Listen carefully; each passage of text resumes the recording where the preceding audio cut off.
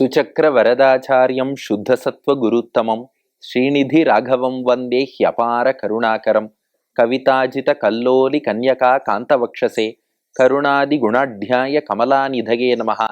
ஸ்ரீ சங்கரா தொலைக்காட்சி நேயர்களுக்கு நமஸ்காரம். புன்னகை ராமாயணம் சுந்தர ஸ்பந்தத்தின் 43வது ஸ்லோகத்தை இன்றைய தினம் நாம் காணவுள்ளோம்.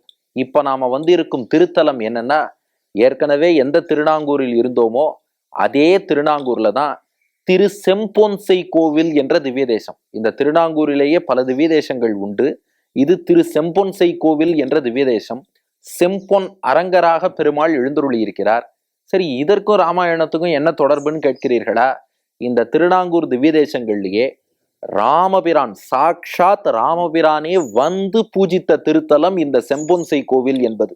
ஏன்னா இந்த ஊருக்கு ராவணவதமான பின் ராமபிரான் வந்து தங்கத்தாலேயே ஒரு பசுமாடு செய்து அதை தானம் செய்தானாம்.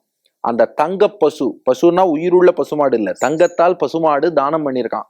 அந்த தங்கத்தை கொண்டே மேற்கொண்டு இந்த கோவிலினுடைய விமானம், மேற்கொண்டு கருவறை, கட்டிடங்கள் அதெல்லாம் அந்த தங்கத்தை கொண்டே அந்த காலத்தில் ராமபிரானால் நிர்மாணம் பண்ணப்பட்டன.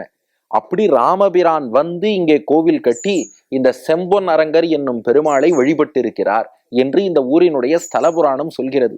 அப்போ இந்த மண்ல நாம உட்கார்ந்துருக்கோம்னா இது ராமனுடைய திருவடிப்பட்ட மண். அங்கே இருந்து கொண்டு ராமபக்தனான ஹனுமானுடைய பெருமையை சொல்லும் சுந்தரகாண்டத்தை அனுபவிக்கிறோம்னா அது ஒரு தனி பாக்கியம் தானே. அதுவும் இங்கே பாருங்கள், அல்லிமாமலராள் தாயார் சன்னதியில தாயார் திருவடி வாரம். இந்த அல்லிமாமலராள் தாயாருக்கு ஏற்றம் என்னன்னா, இந்த தாயாரை சேவிச்சாலே போதும். மற்ற பொதுவாக பெருமாள் தாயார்கிட்ட நாம பிரார்த்தனை பண்ணா பாபங்கள்லாம் நீங்கும்.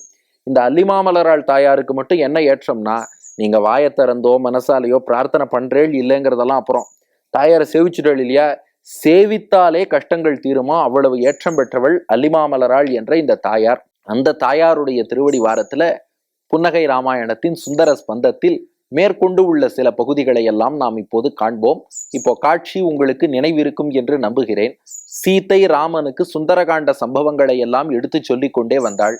அதுல அசோகவனத்தை ஹனுமான் எப்படி துவம்சம் பண்ணா என்கிற அந்த விஷயத்தை சீதை ராமபிரானுக்கு எடுத்து சொன்னா. சொல்லிட்டு அத்தனையும் பண்ணிட்டு ஹனுமான் அப்படியே பணிவோடு வினயத்தோடு கைகூப்பின் வந்து நின்னான்னு சொன்னா. அந்த வினயத்தை, ஹனுமானுடைய பணிவை எண்ணி ராமன் புன்னகை செய்தான். அந்த புன்னகையை நில ஒளியோடு ஒப்பிட்டாள் சீதை. ராமனுடைய முகமே நிலவு, அந்த புன்னகை நில ஒளி என்று ஒப்பிட்டாள்னு பார்த்தோம் அல்லவா. அந்த ஒப்பீடு அப்படியே தொடர்றதான். சுந்தர ஸ்பந்தமோ இல்லையோ, புன்னகையின் சௌந்தரியத்தை அப்பப்போ வர்ணிச்சுட்டே இருக்கணும். அதனால வெறும் காட்சியை மட்டும் சொல்லாமல் புன்னகையின் வர்ணனையும் அப்படியே நடுவுல வந்துட்டே இருக்கு. இப்ப அதன் தொடர்ச்சி தான் இந்த 43வது ஸ்லோகம். ராமனுடைய முகத்தில் நில ஒளி போல் புன்னகை பூத்திருக்கு இல்லையா, அதை மற்றொரு கோணத்தில் சீத்தை ரசிச்சு ராமன்கிட்ட சொல்றாளாம். அதை கேட்டு ராமன் புன்னகை செய்கிறான். நீங்களும் அதை ரசிக்க தயாராக இருப்பீர்கள். உங்கள் இல்லத்திலும் உள்ளத்திலும் எழுந்தருளி இருக்கும் சீதாராமர்கள் முன்பும் ஹனுமான் முன்பும் வாங்கோ ஸ்லோகத்தை முதல்ல சேவிச்சுடுவோம். சுந்தர ஸ்பந்தம் 43வது ஸ்லோகம். ஸ்வாமின் வாத சிசோ கதம் ஹி பகவன் ஸ்ரீர்தக்ஷிணஸ்யோதிதா த்வன்மந்தஸ்மித சந்திரிகா ச சுபகா தத்ரோதிதா சோபதே அஸ்மின் ஸ்ரீ வடுவூர் வனே சுபவனே கிரீடாபராயாஸ்த்வயா கோப்யானந்த பயோநிதிர் மனசிமே சம்வர்ததே சம்பிரதம். சீதை ராமன்ட்ட சொல்றான், சுவாமின் சுவாமியே, வாத சிசோஹோ கதம் ஹி பகவன் ஸ்ரீ தக்ஷிணஸ்யோதிதா. தட்சிணம்னா தென் திசைன்னு அர்த்தம், வாத்தனா காற்றுன்னு அர்த்தம். தென் திசையிலிருந்து வடக்கு நோக்கி வரக்கூடிய காற்றுக்கு தென்றல் காற்றுன்னு பேரு. கோடை கொண்டல், வாடை தென்றல், இப்படி காற்றுக்கு பல பெயர்கள் உண்டு. எந்த திசையிலிருந்து வருகிறதோ அந்த திசையை பொறுத்து காற்றுக்கு பெயர். அப்படி தென் திசையிலிருந்து வரக்கூடிய காற்றுக்கு தென்றல் காற்று என்று பெயர். அது ரொம்ப இனிமையானது. பொதுவாக மாலை நேரத்தில் வரும்பா, மாலை தென்றல், மாலை நேர தென்றல் என்றெல்லாம் கவிஞர்களின் பிரயோகமும் நீங்கள் பார்க்கலாம். அப்போ அந்த மாலை நேரத்தில் தென்றல் வரும்போதுதான் மல்லிகை பூ பூக்குமா. அந்த மாலை நேர தென்றல் வரும்போதுதான் நிலவு சந்திரோதயம் என்பதும் அந்த மாலை நேரத்துல தான் ஏற்படுமா. இப்ப சீதை என்ன சொல்றா, தென் திசையிலிருந்து அந்த மாலை தென்றல் என்பது புறப்பட்டு வருகிறது அல்லவா. தென் திசையிலிருந்து தென்றல் காற்று புறப்பட்டு வருவது போல வாத சிசோகோ காற்றின் மகனாகிய ஹனுமானும் ஸ்ரீர் தட்சிணஸ்யோதிதா தென் திசையிலிருந்து தான் புறப்பட்டு ராமன்ட்ட வரான். அதாவது சீதையிடம் சூடாமணியை பெற்றுக்கொண்டு அதன் பின் ராமனை நோக்கி வரார்னா இலங்கை தெற்கே இருக்கிறது. ராமன் அப்போது கிஷ்கிந்தைக்கு வெளியில மலைப்பகுதியிலே இருக்கிறான். அப்போ அங்கிருந்து இங்கே வர வேண்டும் என்றால் தெற்கிலிருந்து வடக்கு நோக்கி தானே வரணும். அப்போ ஒரு தென்றல் காற்று தெற்கில் இருந்து வடக்கு நோக்கி வருவது போல அந்த வாயு காற்றின் மகனாகிய ஹனுமான் தெற்கிலிருந்து வடக்கு நோக்கி வரான். அந்த தென்றல் காற்று வீசும்போது என்னென்ன நடக்கணும்? மல்லிகை பூ மலரணும், நிலவு உதித்து ஒளி வீசணும். அந்த ரெண்டும் நடந்ததுன்னு நான் சீத்தை. எப்படின்னா துவன் மந்தஸ்மித சந்திரிகாச்ச சுபகா. சான்ஸ்கிரிட்ல சுபகானா அழகுன்னு ஒரு அர்த்தம், மல்லிகை பூ என்றும் ஒரு அர்த்தம். அதனால துவன் மந்தஸ்மித சந்திரிகா, சுவாமி அந்த ஹனுமான் தென் திசையிலிருந்து உங்களை நோக்கி வந்தானே, அதை பார்க்கவும் ஹனுமானுடைய வருகையை பார்த்தவாறே உங்கள் முகத்தில் நிலவு உதித்து விட்டது. அதாவது நில ஒளியாக புன்னகை தோன்றியதாலே உங்கள் முகத்திலே ஒரு சந்திரோதயம் என்பது புன்னகை வடிவிலே ஏற்பட்டது. அது மட்டும் இல்ல, ராமனுடைய பற்கள்லாம் ரொம்ப அழகு இல்லையா? அந்த பற்களை வெளிப்படுத்தி நீங்கள் புன்னகை செய்யும் போது மல்லிகை பூ மலர்ந்தது போல் இருந்தது. அதனால தத்ரோதிதா சோபத்தே, இப்படிப்பட்ட நிலை ஏற்பட்டுடுத்து. அப்போ இதை அப்படியே நீங்க மனக்கண்ணில் நினைச்சு பாருங்க, ரொம்ப நன்னா ரசிக்கலாம். இதை அடியன் சொல்லும் போதே பாருங்க, இங்க லேசா காத்து வீச ஆரம்பிச்சுடுத்து.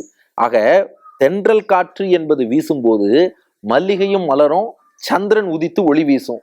ஹனுமான் தென்றல் காற்று போல, தென்றல்னா தெற்கேந்து வரணும், இவரும் காற்றின் மகன் தான். தெற்கேந்து புறப்பட்டு ஹனுமான் ராமனை நோக்கி வந்து கண்டேன் சீதையைன்னு செய்தி சொல்ல போறார். அந்த சமயத்தில் என்னாச்சான், அப்படி தென்றலாக ஹனுமான் வந்ததாலே ராமன் முகத்தில் மல்லிகை மலர்வது போல பற்கள் எல்லாம் வெளியே தெரிந்தன. சந்திரன் உதித்து சந்திரோதயம் நிலவொளி வீசுவது போல அந்த புன்னகையிலே முகம் ஒளி வீசியது. இப்படிப்பட்ட நிலை ஏற்பட்டது. சீதை சொன்னாலாம், இது உங்க முகத்துல மட்டும் இல்ல, வடுவூரிலும் அதே நிலை. ஏன்னா இப்ப ஹனுமானோடு சீதை ராமன் எல்லோரும் வடுவூருக்கு வந்து இந்த சரித்திரத்தை அனுபவிக்கிறா இல்லையா? அதனால ஹனுமான் வடுவூருக்கு வந்ததுனாலோ என்னமோ, அஸ்மின் ஸ்ரீ வடுவூர் வனே சுபவனே கிரீடாபராயாஸ்துவயா, இந்த ஊர்ல உங்களோடு ஆனந்தமாக விளையாடணும்னு நானும் வந்தேன். வடுவூரிலும் பாருங்கள், தென்றல் காற்றும் வீசறது, சந்திரோதயமும் ஆயிடுத்து, மல்லிகைகளும் இங்கே பூத்திருக்கின்றன. கோப்பியானந்த பயோநிதிர் மனசிமே சம்வர்த்ததே சாம்பிரதம். சந்திரனை பார்த்தா கடல் பொங்கும்னு சொல்லுவா. சீதை சொல்றா, உங்கள் முகத்திலே புன்னகை என்ற சந்திரோதயத்தை நான் பார்த்தேன். இப்ப இங்க வடுவூர்ல வந்து இதை பார்த்த எனக்கு உள்ளத்தில் ஆனந்த கடல் பொங்குகிறது. அப்போ சந்திரனை பார்த்தால் கடல் பொங்கும். சந்திரன், ராமச்சந்திரனுடைய முகத்தில் புன்னகை என்ற சந்திரோதயத்தை பார்த்தால் என் உள்ளத்திலே ஆனந்த கடல் பொங்குகிறது. அவ்வளவு ஆனந்தமாக இருக்கிறேன் நாளா சீதை. அப்போ இதுவும் நம்ம ரொட்டீன் ஃபார்மேட்ல பார்க்க வேண்டிய ஸ்லோகம் கிடையாது. இதுவும் புன்னகையினுடைய அழகான வர்ணனை. இது அழகா இந்த காட்சியை நினைச்சு பாருங்க.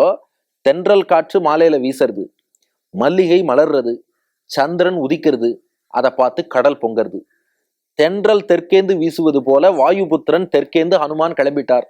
அதனால ராமன் முகத்துல பற்கள் மல்லிகையாக பூத்தன. அவன் முகத்திலே புன்னகை, அது அப்படியே சந்திரோதயமாக உதித்தது. அதை பார்த்தால் என்னாகணும்? கடல் பொங்கணும். சீதையின் உள்ளத்திலே ஆனந்தம் கடலாக பொங்கியது. இந்த சம்பவம் ராமன் முகத்துல மட்டும் இல்ல, வடுவூர்லயும் நடக்கிறது. ஏன்னா வடுவூரிலும் ஹனுமான் வந்ததாலே, ஹனுமான் என்னும் தென்றல் வந்ததாலே க்ஷேத்திரத்துல பார்த்தாலும் மல்லிகைகள் பூத்து குலுங்குகின்றன. சந்திரோதயம் என்பது ஆகியிருக்கிறது. ரம்யமா இருக்கு. அப்போ முகத்திலும் அதே அனுபவம், வடுவூரிலும் அதே அனுபவம். அதனால சீதைக்கு ஆனந்தம் மேலும் அதிகரிக்கிறது என்பதுதான் இந்த ஸ்லோகத்தின் கருத்து. இப்படி சீதை இதை ராமபிரானிடம் சொல்கிறாளாம். ஆக இந்த ஸ்லோகத்தை யாரெல்லாம் ரசிக்கிறாளோ அவர்களுக்கும் ராமச்சந்திரனுடைய முகத்திலே அந்த புன்னகை என்ற சந்திரோதயத்தை அனுபவிக்கும் பாக்கியம் பெற்று அவளுக்கும் உள்ளத்துல ஆனந்த கடல் பொங்கும். சந்திரனை கண்டால் கடல்ல டைடு பொங்குவது போல ஆனந்த கடல் உள்ளத்திலே பொங்க, ஆனந்த கடலிலே மூழ்க. வாங்கோ இந்த ஸ்லோகத்தை சேவிப்போம். சுவாமின் வாத சிசோ கதம் ஹி பகவன் ஸ்ரீர்தக்ஷிணஸ்யோதிதா த்வன்மந்தஸ்மித சந்திரிகா ச சுபகா தத்ரோதிதா சோபதே அஸ்மின் ஸ்ரீ வடுவூர் வனே சுபவனே கிரீடாபராயாஸ்த்வயா கோப்யானந்த பயோநிதிர் மனசிமே சம்வர்த்ததே சம்பிரதம். ராமச்சந்திரன் அருளா உள்ளத்தில் மகிழ்ச்சி கடலாக பெருகும். நன்றி.